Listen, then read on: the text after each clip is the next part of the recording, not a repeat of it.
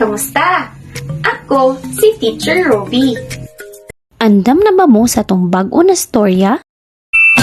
Molingkod og mag-andam, oras ng istorya. Ang mataog dalunggan atong ablihan. Oras na mag-istorya, istorya, istorya.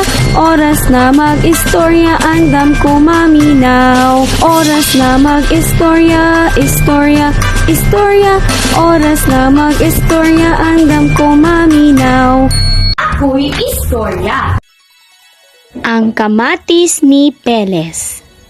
Tara mga bata, ubanan nato si Peles pagtanom og kamatis. Ang kamatis ni Peles gisulat kini ni Virgilio S. Almario ug gidibuho ni Renato Gamus. Gisumhan na si Peles sa pagdula-dula ug lingaw-lingaw sa tibok adlaw na walay makaon. Ug nakahuna-huna siya magpasingot gamit iyang kusog. Nakaagi siya sa bukid ni Hugong Alamigas ug nakadayig sa katsyada sa mga tanom ug bulak. Kapatsyada sa imong mga tanom ug bulak, migo, unsay sikreto nimo? Wala ko'y sikreto. Nagpadayon lang ko sa akong kakugi ug pagkamalahutayon. Kana lang ang pangutana ni Peles. Ug nangayo si Peles sa mga liso sa kamatis aron matistingan ng pagtanom ug magbag-o sa iyahang kinabuhi. Domingo na ug wala naglaag-laag ang bag-ong hardinero. Domingo ato ug miskan Domingo pagdaro og pagtanom ang iyang giatiman. Pagkagabii, dili makatulog si Peles sa pag-ihap sa mga mutubo na kamatis. Pagka-Lunes, sayo pa ni bakod na siya ug nagdali-dali og bisita sa iyahang kamatisan. Apan, unsa ang kasubo sa humok nga yuta nga miskan usa walay nitubo. Halos muhilak na siya og sumbong kay Hugo.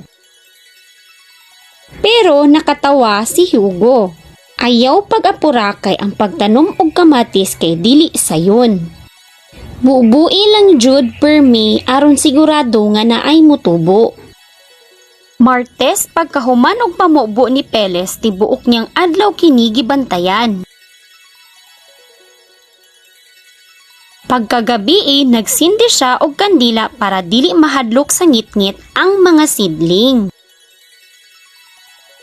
Miyerkules, paghuman og bubo sa abono, giimbitar ni Peles ang mga barkadang baki. Miska nag-ulan tibuok hapon. Gikantahan nila ang mga sidling aron malipay pod sila.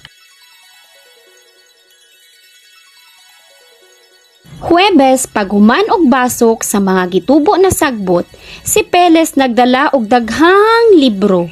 Tibuok niyang hapon gibasahan ng mga sidling sa stories ug tula aron dili kini magluya. Biyernes, inighumag pamubo ni Peles, tibuok hapon kini niya gibasahan og tula, gisayawan ug gikantahan. Ug iya pa kining gibutangan og trapal aron dili mainitan. Sabado, lipay kaayo si Peles pagkakita niya nanubo na ang iyang kamatis. Sa pila ka adlaw ng labay ng dagko og namulak ang iyang kamatisan. Miskan tuod siya giubo, nalipay siyang gilantaw ang mga gidako nga mga bunga sa kamatis. Ug maurag kadto ang kamatis ni Peles, storya ni Virgilio S. Almario. Mga bata, magpatabang og tubag nila mama ug papa.